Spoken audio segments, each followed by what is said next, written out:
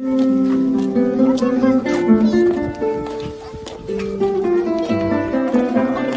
Bobo, I'm so sorry. Oke, habis ini ganti Bobo. Foto, itu di situ. Picture dulu satu kali langsung ganti Bobo aja. Halo semua, selamat datang kembali di channel Dimas and Ime. Kali ini kita akan membahas satu topik yang menarik tentang bekerja dan memulai bisnis di Taiwan. Kali ini saya akan yang banyak tanya-tanya, Mas Dimas yang akan lebih banyak menjawab karena beliau yang lebih berpengalaman tentang itu. Oke, langsung aja kita ke pertanyaan pertama, yaitu gimana sih cara bekerja di Taiwan? Cara bekerja di Taiwan itu ada beberapa macam, seperti yang pernah kami bahas di video sebelumnya mengenai visa kerja. Ada yang dua macam itu, yang kerah biru dan kerah putih.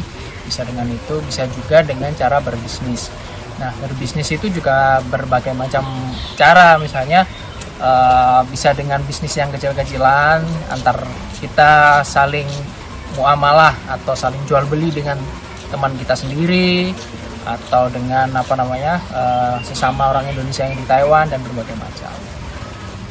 Kalau dari pengalaman Mas Dim, itu kan tapi yang full time ya. Kalau misalnya yang part time juga banyak kan?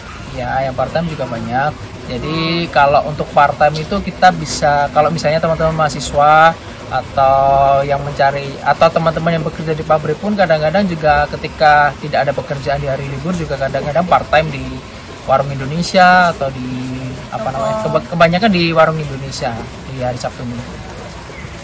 Terus untuk bisa kerja atau part time itu biasanya syarat apa sih yang dibutuhkan? Untuk syarat kerja mahasiswa yang untuk part time itu biasanya dari kampus akan menerbitkan working permit atau surat izin kerja. Jadi harus punya izin kerja ya. Kalau untuk seperti ya bisnis dengan teman sendiri atau itu nggak perlu, sepertinya nggak perlu kayak gitu. Kalau yang masih kecil-kecilan. Kalau yang masih kecil-kecilan.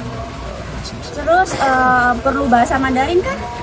Untuk bahasa Mandarin ya jika kita tujuan pasar kita orang Taiwan, ya kita mau nggak mau kita harus belajar bahasa Mandarin. Tapi jika tujuan bisnis kita, sasaran bisnis kita orang Indonesia, saya rasa nggak terlalu perlu Mandarin. Oke. Terus pertanyaan lagi, berapa sih gaji di Taiwan itu? Nah, ini yang penting nih. Nah, gaji di Taiwan itu seperti kita tahu, standar gaji di Taiwan itu secara nasional, secara menyeluruh, berbeda dengan di Indonesia yang tiap kota UMR-nya berbeda dan lain sebagainya. Kalau di Taiwan itu semuanya menyeluruh gajinya. Minimal? Untuk minimal saya tahu sekarang itu di Taiwan kan ada dua macam, yang formal dan informal. Formal itu yang bekerja di pabrik, yang seperti itu. Kemudian yang informal itu yang seperti asisten rumah tangga. Untuk yang formal itu kemarin saya baca berita sekitar 22 atau 23, saya lupa. Berarti sekitar 11 juta rupiah. 11 juta rupiah. Kemudian yang informal itu sekitar 17 atau 18, saya juga lupa. Seperti itulah sekitar gitu. 17.000? 18 ribu sekitar. Berarti sekitar 9 juta. Nah, tapi ini kan untuk teman-teman yang bekerja di sebagai kerah biru ya. Kerah biru. Nah, kalau kerah putih atau pekerjaan umumnya di Taiwan itu rata-rata berapa dapatnya? Untuk yang kerah putih, yang kerah biru ya. Untuk yang kerah putih itu sesuai dengan standar gaji yang ditetapkan oleh pemerintah Taiwan, minimal gajinya adalah 48.000 per bulan karena dianggap sebagai tenaga profesional atau tenaga ahli seperti itu. 48.000 berarti sekitar 24 juta rupiah. Itu belum sama pajak tapi ya? Belum pajak, itu masih harus dipotong pajak. Iya. Itu untuk, tapi standarnya tinggi ya. Standarnya tinggi ya. Kalau saya boleh menambahkan, biasanya rata-rata standar gaji di Taiwan itu untuk S1 itu biasanya 30.000 atau 15 juta rupiah per bulan untuk teman-teman lulusan S1. Lulusan S2 biasanya 45.000 atau sekitar ya mungkin 48.000 tadi, 24 juta rupiah. Nah, kalau S3 biasanya 80.000 atau 40 juta rupiah. Itu bukan minimal tapi rata-rata standarnya gitu. Nah, itu kalau full time. Kalau part time bisa dapat berapa? Kalau part time tergantung dari tempat dia bekerja, macam-macam. Kalau pengalaman saya yang di warung Indo dan sebagainya itu tidak terlalu banyak, tapi nilai plusnya mereka bisa makan gratis di situ, bisa bungkus makan untuk dibawa pulang ke rumah. Jadi rata-rata antara 100 sampai 150 untuk per jam. per jam, New Taiwan dollar atau Iya. per jam ya, kalau dirupiahkan sekitar 50.000 sampai 75.000 per jamnya. Tapi kalau nggak salah mulai tahun depan akan ada peraturan baru, yaitu minimal upah part time per jam itu 160 atau 80.000 rupiah. 80.000 rupiah. Jadi itu lumayan untuk teman-teman terutama yang mahasiswa yang butuh uang tambahan, bisa part time di banyak tempat itu tadi ya. Nah itu tadi tentang pekerjaan. Mas Dimas juga udah cerita sempat kerja di berbagai macam tempat. Nah tapi kita juga mau membahas tentang bisnis di Taiwan. Nah Mas Dimas, peluang bisnis di Taiwan yang bagus itu seperti apa sih? Nah, peluang bisnis di Taiwan tuh sebenarnya banyak sekali ya kalau kita mau mencari atau kita mau berpikir luas mengenai masalah bisnis. Contohnya misalnya kita berbisnis dengan sesama orang Indonesia yang di Taiwan. Kita dimulai dari sederhana saja, kita berbisnis dengan teman sendiri. Misalnya seperti pengalaman saya dulu, saya memulai bisnis di Taiwan dulu dengan cara membuat tempe. Membuat tempe itu yang pertama kali. Bikin tempe. Jadi membuat tempe. Dimas. Jadi membuat tempe itu saya dulu benar-benar berangkat dari nol karena memang nggak pernah bikin tempe sebelumnya, nggak ada pengalaman sama sekali. Ya saya belajar tutorial, saya baca-baca dari Google, kemudian ikut tutorial dari YouTube dan sebagainya. Sempat nyoba eksperimen, nyoba berkali-kali gagal, dan akhirnya ya alhamdulillah sempat berjalan selama 6 bulan. Nah yang pelanggan yang membeli ya teman-teman sendiri, teman-teman mahasiswa sendiri. Itu berapa tempenya? Itu saya jual dulu sekitar 45 NT dollars. Sekitar berapa 22.500 satu kotak tempe. Nah, padahal tahu sendiri di Indonesia harganya berapa kan. Tapi emang pasarannya segitu. Dan kita termasuk yang jual agak murah. Jual agak murah karena standarnya di toko-toko Indo itu sekitar 50. Saya jual 5 NT lebih murah, dan saya bisa langsung berikan ke teman-teman langsung ke rumahnya atau kos-kosannya, langsung diantar. Ya, tadi bisnis pertama yaitu bikin tempe. Terus bisnis kedua apa lagi? Kemudian setelah saya memulai, kemudian saya menelaah bisnis yang kira-kira bisa memiliki prospek yang lebih itu, kemudian saya berpikir untuk membuat bisnis catering mahasiswa. Nah, bisnis saya yang kedua ini alhamdulillah berjalan paling lama selama 2 tahun. Saya memulainya ya sama, kita banyak baca-baca tips-tipsnya, kemudian kita telaah dulu pangsa pasar kita itu seperti apa, karena pangsa pasar kita teman-teman mahasiswa, otomatis kita mengambil harga yang cukup miring daripada masakan Indonesia yang ada di Kaohsiung. Nah, kita dulu pertama kali ya pelanggannya berapa orang, 4 orang, 5 orang itu tuh teman-teman dekat kita sendiri, maksudnya awalnya karena ya kita juga masih teman sih. Ya, sebenarnya berawal dari keluhan teman-teman sih, cari makan susah, yang halal kemudian terus kalau tiap hari makan pentang kayak gitu di kampus itu juga bosen, apalagi vegan, makan pentang itu makan kotak kayak seperti bento gitu, nasi kotak.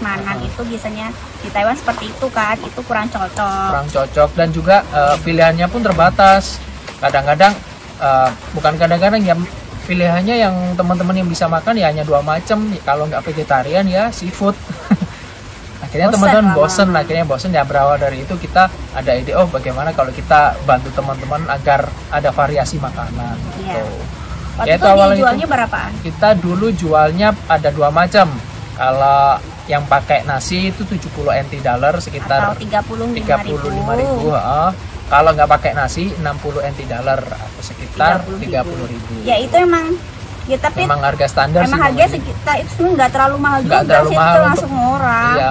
Jadi kalau memang kita bekerja di hidup di luar negeri, jika membeli sesuatu atau mau membeli sesuatu itu jangan dikonversikan ke rupiah kan, itu nanti pasti kita kan nggak jadi beli. Karena memang standarnya beda. Terus kita kan juga digajinya bukan gaji rupiah karena itu.